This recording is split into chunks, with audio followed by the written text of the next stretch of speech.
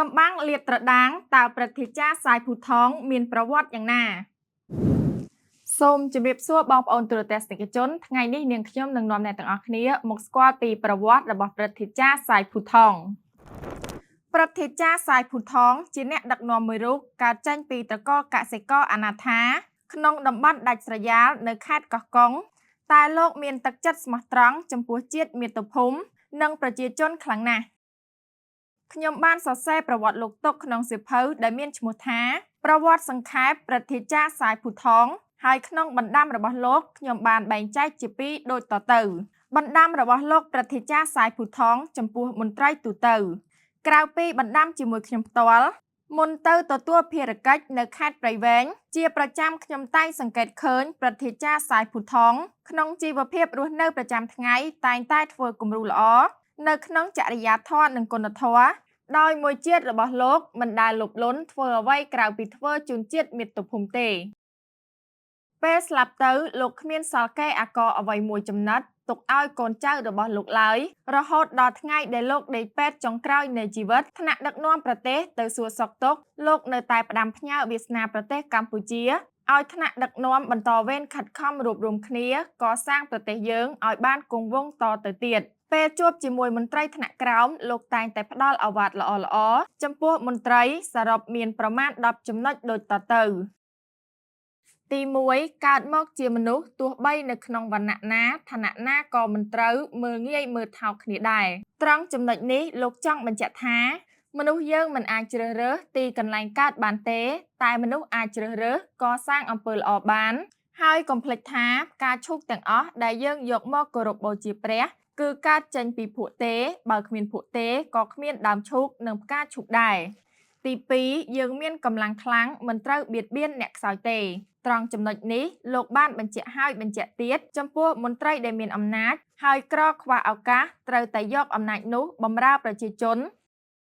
ជាពិសេសអ្នកក្រីក្រព្រោះមនុស្សប្រភេទនេះភាគច្រើនងាយរងនឹងការធ្វើបាបនិងទទួលភាពអយុត្តិធម៌ពីអ្នកមានអំណាចម្ល៉េះហើយយើងជាអ្នកដឹកនាំត្រូវគិតគូរដល់មនុស្សទាំងនេះឲ្យគេបានទទួលផលគ្រប់វិស័យស្មើនឹងប្រជាជនខ្មែរម្នាក់ៗដែរទី3រស់នៅត្រូវមានទំនាក់ទំនងល្អនឹងគ្នាត្រូវចេះចែកគ្នារស់នៅពេលអត់ត្រូវអត់ជាមួយគ្នាពេលលំបាកត្រូវចេះជួយគ្នាពេលមានបានត្រូវចេះគិតគូរចែកផលប្រយោជន៍គ្នាកុំច្រណែនគ្នាកុំឆ្លោះគ្នានៅពេលមានបានកុំធ្វើដូចវងឆ្កែពេលអត់អីស៊ីដើរតាមគ្នាទាំងវងដល់ពេលគេបោះឆ្អឹងមួយដុំមកតាំងខំគ្នាដណ្ដើមឆ្អឹងលែងស្គាល់មេបាបងប្អូនទី4ពេលរស់នៅកន្លែងណាត្រូវធ្វើឲ្យគេស្រឡាញ់ពេលចាក់ចេញត្រូវឲ្យគេនឹករលឹកចង់ធ្វើដូចនេះបានមានតែសាងអំពើល្អ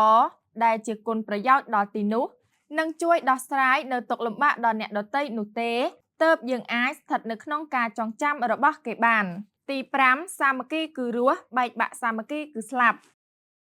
ចំណុចនេះហើយលោកយកចិត្តទុកដាក់អប់រំអ្នកដឹកនាំណាស់ព្រោះលោកយល់ថាប្រទេសជាតិកម្ពុជាដែលធ្លាក់ចុះទន់ខ្សោយវាមានកត្តាជាច្រើនដែលកត្តាសាមគ្គីនេះគឺជាចំណុចសំខាន់ណាស់ព្រោះប្រជាជនខ្មែរនិងអ្នកដឹកនាំខ្មែរដែលសាវតាខ្មែរកន្លងមកគឺជាពូជពង្សអ្នកក្លាហានខ្លាំងពូកែណាស់រហូតដល់កសាងប្រទេសជាមហានគរបានតែខ្មែរក៏មានចំណុចខ្សោយជាច្រើនដែរហើយចំណុចខ្សោយទាំងនោះធ្វើឲ្យសត្រូវគេដឹងពីចំណុចខ្សោយរបស់យើងបានក្នុងនោះបើចង់ច្បាំងឈ្នះខ្មែរត្រូវតែបំបែកបំបាក់សាមគ្គីជាតិខ្មែរឲ្យបានម្ល៉េះហើយគេរកគ្រប់វិធីដើម្បីបំបែកបំបាក់យើងជាក់ស្ដែងសង្គ្រាមក្នុងជាតិយើងគឺច្រើនច្បាំងបងប្អូនឯងហើយរត់ទៅពឹងបរទេសហើយនៅក្នុងនេះលោកបានបញ្ជាក់ឲ្យមន្ត្រីថ្នាក់ដឹកនាំរបស់គណៈបកប្រជាជនកម្ពុជាកាន់តែច្បាស់តែម្ដងលោកថាកម្លាំងរបស់គណៈបកប្រជាជនកម្ពុជាខ្លាំងក្លាមហាសាលណាស់មិនអាចមាននរណាងាយផ្ដួលរំលំបានទេលើកលែងតែគណៈបកប្រជាជនកម្ពុជាឆ្លោះដណ្ដើមអំណាចគ្នាឯងនោះហើយដែលជាចំណុចបរាជ័យជាន់ដានចាស់ទី6ធ្វើជាកម្មាភិបាលឬមន្ត្រីបច្ចុប្បន្នមិនត្រូវធ្វើជាចៅហ្វាយប្រជាជនទេត្រូវតែធ្វើជាខ្ញុំបម្រើប្រជាជនហើយលោកបានលើកឡើងថាព្រោះប្រជាជនបានផ្ដល់នូវក្តីទុកចិត្តដល់យើងគ្រប់គ្នាផ្ដល់ជោគវាសនាជាតិនិងជោគវាសនារបស់គេឲ្យយើងទទួលខុសត្រូវដើម្បីដឹកនាំគេទៅដល់ភាពរីកចម្រើនបានសុខសប្បាយមិនមែនឲ្យយើងមកធ្វើចៅហ្វាយបញ្ជាគេទេ បានសេចក្តីថានាវាមួយនេះគេប្រគល់ឲ្យយើងធ្វើជាអ្នកកាន់ចង្កូតម្ល៉េះហើយយើងត្រូវកាន់ចង្កូតតម្រង់ទៅតាមគោលដៅដែលអ្នកទាំងអស់គ្នាចង់បាន 7. ចូលជាសមាជិកបកពុំមែនដើម្បីអំណាចឬបុណ្យស័ក្តិទេគឺដើម្បីបម្រើប្រជាជននិងបកត្រង់ចំណុចនេះបានសេចក្តីថាពេលដែលអ្នកបានចូលជាសមាជិកគណៈបកប្រជាជនហើយអ្នកទាំងអស់គ្នាត្រូវតែគោរពលក្ខន្តិកៈបកដែលបានចែងយ៉ាងច្បាស់ថាអ្នកដែលចូលជាសមាជិកបកត្រូវតែស្មោះត្រង់ជាមួយនឹងបកនិងបម្រើប្រជាជនដោយគ្មានលក្ខខណ្ឌទេហើយក្នុងពិធីបញ្ចូលជាសមាជិកបកម្នាក់ៗនៅពេលនោះគឺត្រូវបដិញ្ញាប្រណិធាននៅពាក្យស្លោកនេះម្ល៉េះហើយសមាជិកទាំងអស់ត្រូវគោរពនិងប្រតិបត្តិឲ្យបានត្រឹមត្រូវ ទី 8 សមាជិកបកត្រូវរក្សាជាប់ជានិច្ចនៅឧត្តមគតិធ្វើអ្វីៗដើម្បីផលប្រយោជន៍ប្រជាជននិងស្មោះត្រង់ហ៊ានពលិកម្មគ្រប់ពេលវេលាដើម្បីជាតិមាតុភូមិយើង ទី 9 កម្មាភិបាលទាំងអស់សូមគំនាំគ្នាមើលតែខាងលើត្រូវសម្លឹងមើលទៅខាងក្រោមត្រង់ចំណុចនេះលោកចង់ប្រដៅថាយើងជាអ្នកដឹកនាំកុំសម្លឹងមើលតែអ្នកដែលមានឋានៈខ្ពស់ជាងយើងឬអ្នកដែលមានទ្រព្យសម្បត្តិច្រើនជាងដែលវានឹងនាំទៅដល់ការច្រណែនឬការប្រកួតប្រជែងគ្នាក្នុងផ្លូវខុសឬក៏អសកម្មការងារ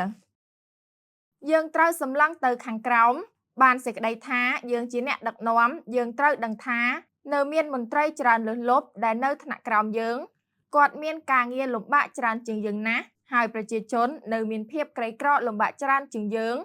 ជាច្រើនលើសលប់ដែលទាមទារឲ្យយើងត្រូវតែសម្លឹងមើលឃើញអ្នកទាំងអស់នោះនិងរិះរកគ្រប់វិធីដើម្បីជួយដល់ពួកគាត់ហើយអ្នកទាំងអស់នោះក៏កំពុងសង្ឃឹមលើយើងជាអ្នកដឹកនាំដើម្បីជួយដោះស្រាយបញ្ហាឲ្យគាត់ទី 10 អ្នកដែលមានគុណចំពោះយើងត្រូវចងចាំនៅគុណបំណាច់របស់គេតែបើយើងធ្វើគុណចំពោះគេយើងមិនត្រូវទារសងគុណពីគេវិញឡើយនេះជាភាពកតញ្ញូរបស់មនុស្សដែលល្អប្រកបដោយក្រមសីលធម៌និងគុណធម៌ហើយមនុស្សដែលមានចរិយាធម៌និងគុណធម៌គេចាត់ទុកថាភាពកតញ្ញូនេះគឺជាគ្រឿងអលង្ការរបស់មនុស្សល្អអត្ថបទនេះដកស្រង់ចេញពីសៀវភៅភាពជាអ្នកដឹកនាំបែបអភិសមាចារពុទ្ធសាសនានៅកម្ពុជារបស់យុទ្ធភូថង